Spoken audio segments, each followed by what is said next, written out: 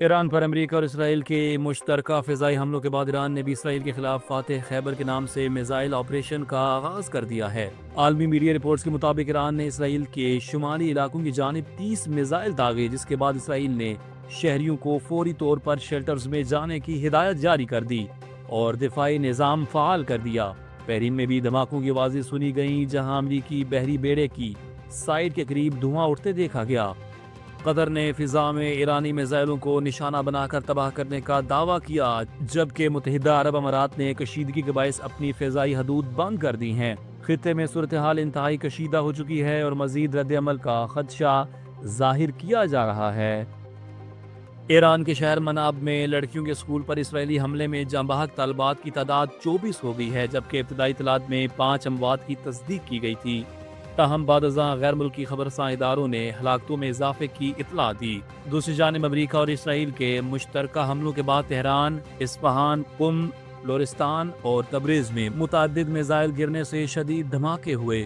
ایرانی صدارتی محل اور سپریم لیڈر آیت اللہ خامنائی کے کمپاؤنڈ کے قریب بھی 7 میزائل گرنے کی اطلاعات ہیں۔ ایرانی ذرائع کے مطابق حملوں میں پاسداران انقلاب کی سینئر کمانڈرز اور سیاسی حکام جاں بحق ہوئے، جبکہ صدر مسعود پزشکیان محفوظ رہے اور آیت اللہ خامنائی کو محفوظ مقام پر منتقل کر دیا گیا ہے۔ عالمی برادری کی جانب سے صورتحال پر گہری تشویش کا اظہار کیا جا رہا ہے اور سفارتی سطح پر ہنگامی رابطے شروع ہو گئے ہیں۔ اہم خبر سے آگاہ کرتے چلیں، اسرائیل نے ایران کے دارالحکومت تہران میں فضائی حملہ کر دیا ہے، جس کے بعد ہنگامی سائرن بجا دیے گئے ہیں۔ میڈیا رپورٹس کے مطابق اسرائیلی وزیر دفاع نے کہا ہے کہ اسرائیل اور امریکہ نے ایران پر مشترکہ حملہ کیا ہے اور حملے میں امریکی فضائیہ نے بھی حصہ لیا۔ حملے کے بعد تہران میں شدید دھماکوں کی آواز سنی گئی۔ امریکی صدر ڈونلڈ ٹرمپ نے ہنگامی بیان میں کہا کہ امریکی افواج نے ایران کے خلاف وسیع آپریشن کا اعلان کر دیا ہے۔ ایران دہائیوں سے امریکی مرد آباد کے نعرے لگاتا رہا اور خطے میں امریکی مفادات پر حملے کا ذمہ دار بھی ایران ہے۔ ٹرمپ نے کہا کہ ایران کی بحریہ کو مکمل تباہ کیا جائے گا۔ امریکی فوجیوں کی جانیں بھی خطرے میں پڑ سکتی ہیں۔ ایران کو جوہری ہتھیار حاصل کرنے کی اجازت نہیں دی جائے گی اور ایرانی میزائل پروگرام مٹا دیا جائے گا۔ ٹرمپ نے مزید کہا کہ پاسداران انقلاب اگر ہتھیار ڈال دیں تو مکمل استثناء ملے گا، ورنہ یقینی موت کا سامنا ہوگا اور امریکی کسی انتہا پسند حکومت کو پروان نہیں چڑھنے دیں گے۔ دوسری جانب اسرائیلی دفاعی اہلکار کے مطابق یہ حملے مہینوں پہلے سے منصوبہ بند تھے اور تاریخ بھی پہلے سے طے کی گئی تھی۔ یہ پیشگی حملے ہیں تاکہ ایران کی طرف سے فوری خطرے کو کم کیا جا سکے۔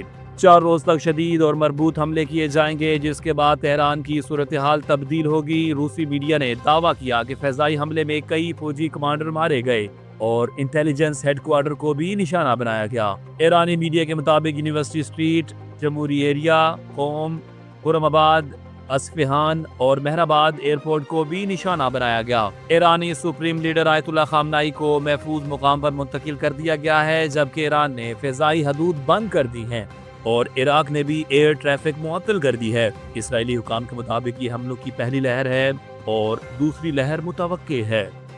اہداف میں وزیر اطلاعات، ایوان صدر اور ایرانی صدر کو نشانہ بنانے کی کوشش شامل ہے۔ ایران میں حملے کے بعد اسرائیل میں ایمرجنسی نافذ کر دی گئی، اسکول بند اور شہریوں کو محفوظ مقامات میں رہنے کی ہدایات جاری کی گئی ہیں۔ دوسری جانب ایرانی عہدیداروں نے کہا کہ امریکی اسرائیلی حملوں کے جواب میں ایک طاقتور ترین حملے کی تیاری کی جا رہی ہے اور اسرائیل نے ایسا راستہ اختیار کیا ہے جس کا انجام اس کے ہاتھ میں نہیں ہے۔ حویلیاں سے راولپنڈی آنے والی پیسنجر ٹرین ٹیکسلا پھاٹک کے قریب حادثے کا شکار ہو گئی، جس میں 3 بوگیاں پٹڑی سے اتر گئیں۔ ابتدائی اطلاعات کے مطابق تمام مسافر محفوظ رہے، تاہم ٹریفک کی خستہ حالی حادثے کی وجہ بنی۔ ریلوے انتظامیہ نے فوری امدادی کارروائیاں کرتے ہوئے متاثرہ ٹرین کو دوبارہ راولپنڈی کے لیے روانہ کر دیا۔ اس واقعے کے بعد ریلوے حکام نے ٹریفک کی نگرانی اور مرمت کے لیے اقدامات تیز کر دیے ہیں تاکہ مستقبل میں حادثات کی روک تھام ہو سکے۔ حادثے نے ریلوے سروسز کی سیکیورٹی اور بنیادی ڈھانچے کی موجودہ صورتحال پر تشویش پیدا کر دی ہے۔ سونے اور چاندی کی عالمی مقامی مارکیٹوں میں اچانک اضافہ ہو گیا ہے۔ امریکہ اور اسرائیل کے ایران پر حملوں کے بعد خطے میں کشیدگی نے سرمایہ کاروں کی دلچسپی بڑھا دی ہے۔ بین الاقوامی مارکیٹ میں فی اونس سونے کی قیمت $100 بڑھ کر $5278 ہو گئی، جبکہ مقامی مارکیٹ میں فی تولہ سونے کی قیمت $10,000 اضافے کے بعد 5,50,552 روپے اور فی 10 گرام 4,72,018 روپے ہو گئی۔ بین الاقوامی مارکیٹ میں فی اونس چاندی کی قیمت $3.88 بڑھ کر $93.78 ہو گئی، جس کے اثرات مقامی مارکیٹ پر بھی مرتب ہوئے اور فی تولہ چاندی 9,862 روپے اور فی 10 گرام 8,455 روپے تک پہنچ گئی۔ گزشتہ روز سونے کے نرخ مستحکم جبکہ چاندی کی قیمت میں اضافہ ہوا تھا۔ ضلع خیبر کی وادی طرا سے پاک فوج نے افغانستان کے علاقے دور بابا میں افغان طالبان کے مرکز کو نشانہ بنایا۔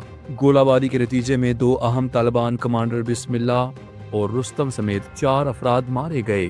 کارروائی کے دوران دور بابا میں قائم افغان پوسٹ بھی تباہ ہو گئی۔ سیکیورٹی ذرائع کے مطابق یہ حملہ مخصوص اہداف کے خلاف کیا گیا۔ واقعے کے بعد سرحدی علاقوں میں کشیدگی بڑھ گئی اور سیکیورٹی ہائی الرٹ کر دی گئی ہے۔